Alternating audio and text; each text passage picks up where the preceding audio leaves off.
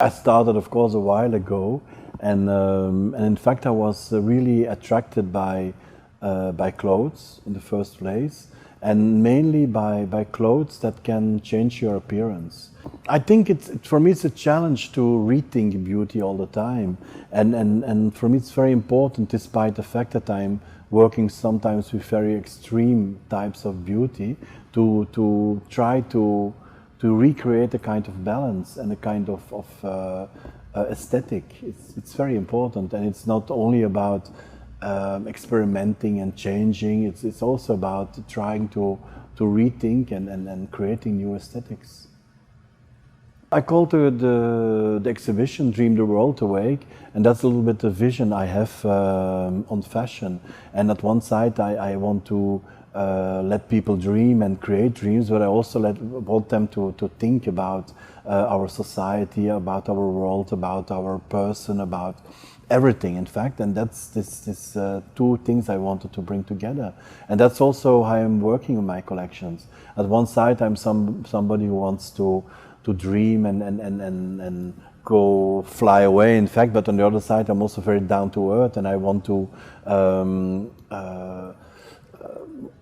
create or try to create also our contemporary world. And it's a very important part to be also critical and to react on what's going on in the world.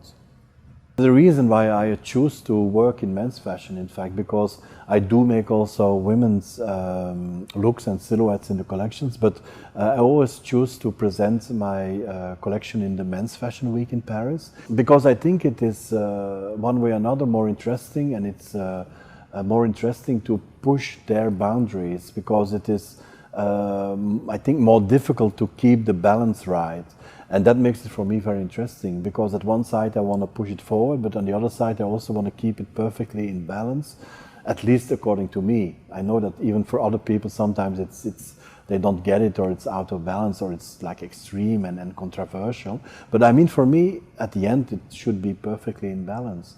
And that's, again, I'm very critical on that for myself. I don't want to just create to be controversial. I really want to create a thing because I believe in it, and I think that it could eventually change fashion, probably for the future, but I'm trying to push forward these boundaries.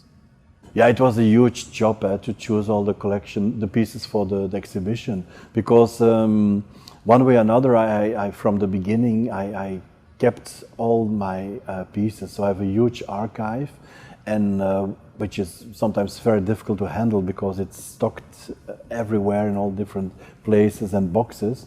So when the question came to make this retrospective, the first thing I was doing was really to make an overview of everything I have, and then I started to recreate the original looks from how they were presented in the original collections.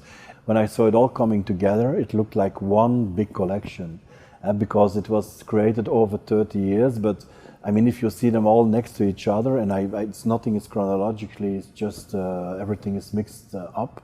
I was really very proud that it's so recognizable, and that the signature and my way of thinking is so visible in this exhibition. It's not only seeing the clothes. I think that's one part of the exhibition, and enjoying the exhibition.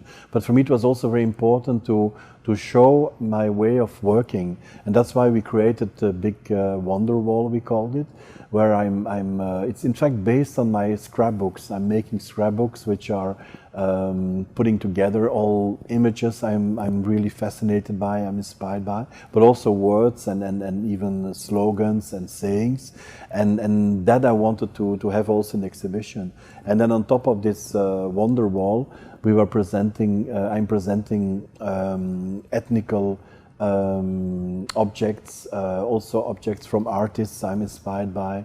There will be videos of certain artists I'm inspired by, but also toys are on the wall. So it's a mixture of everything I get my inspiration from.